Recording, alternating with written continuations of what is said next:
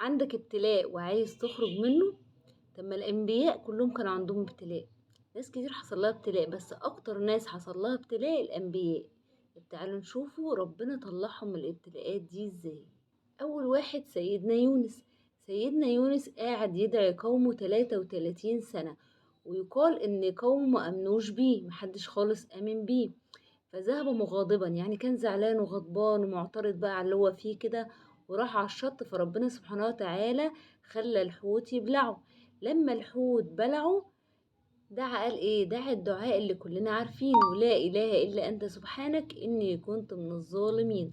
فربنا سبحانه وتعالى غير له قدره. يعني بعد ما كان هيقعد في بطن الحوت الى يوم يبعثون، كان هيقعد في بطن الحوت لحد يوم القيامة، لما دعا ربنا كده ربنا ايه؟ ربنا عوضه، خرجه من بطن الحوت وايه، وبعثه من جديد. ربنا غير قدره وبعثوا إلى 100,000 أو يزيدون، وكلهم أمنوا بيه. وهنا ربنا سبحانه وتعالى ورانا ازاي تخلص سيدنا يونس من الابتلاء، وازاي ربنا عوضه. نيجي للنبي التاني سيدنا يوسف. سيدنا يوسف ابتلاءات كتيرة جدا كلنا عارفين. ويقول ان هو قعد 7 سنين في السجن ظلم.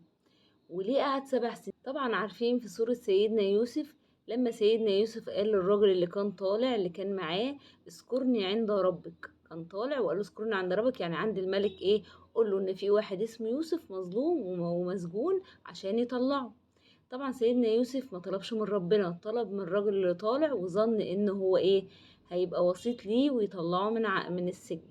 علشان سيدنا يوسف ما طلبش من ربنا، فأنساه الشيطان ذكر ربي فلبث في السجن 10 سنين. فلما سيدنا يوسف قعد يستغفر ربنا ورجع لربنا وقعد يدعي ربنا، فربنا سبحانه وتعالى طلعه من السجن، وطلعه كمان ايه؟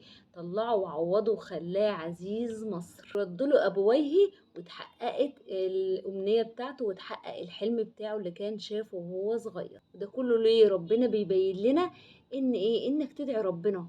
ما تخليش حد يتوسط لك عند حد، وما تخليش ما تطلبش من حد مساعدة. اطلب من ربنا، يكون عندك يقين ان انت هتطلب من ربنا، وربنا هو اللي هيطلعك. ربنا هو اللي بايده يطلعك من اللي انت فيه، مش اي حد تاني. وكمان سيدنا يعقوب. سيدنا يعقوب برضو ابتلى ابتلاء شديد، اللي هو ايه؟ لما خدوا منه ابنه وهو صغير، وقعد 40 سنة ما شافوش ومحروم منه. وبعد 40 سنة خدوا ابنه التاني. اي نعم، هو اخوه اللي خده، بس دي كانت صدمة بالنسبة له، كان ابتلاء كبير. ونظره راح فيها وفقد بصره، اللي هو ايه؟ ابنه باليمين. فكل دي ابتلاءات. سبحان الله. ربنا ليه حكمة طبعا في كل الحاجات دي، بس دي ابتلاءات بتورينا ان احنا لازم دايما ندعي ربنا ليل ونهار عشان يطلعنا من الابتلاءات. طب سيدنا يعقوب طلع ازاي من الابتلاء دوت؟ طلع ازاي؟ لما قال: الحمد لله وصبرا جميل والله المستعان على ما تصفون. ربنا سبحانه وتعالى رد له ولاده الاتنين مرة واحدة، ورد له بصره.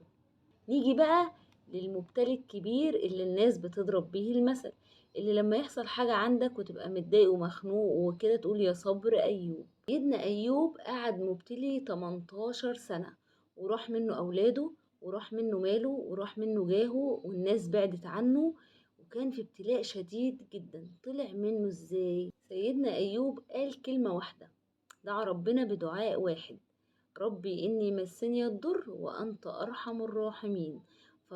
فربنا سبحانه وتعالى ردله شبابه، وشال عنه المرض، وردله زوجته وشباب، واداله أولاد ضعف اللي كانوا عنده، واداله مال ضعف اللي كانوا عنده. وربنا عوضه. مهما طلع عليك الابتلاء هيجيلك وقت وتخلص منه.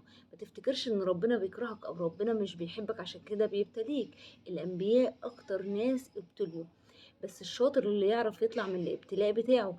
يطلع منه ازاي؟ اطلع منه بالدعاء. الدعاء بيغير القدر. اوعى تستسلم. مهما يكون همومك، مهما يكون ظروفك وحشة، مهما يكون عندك ابتلاءات، الدعاء لربنا سبحانه وتعالى هيغير لك قدرك.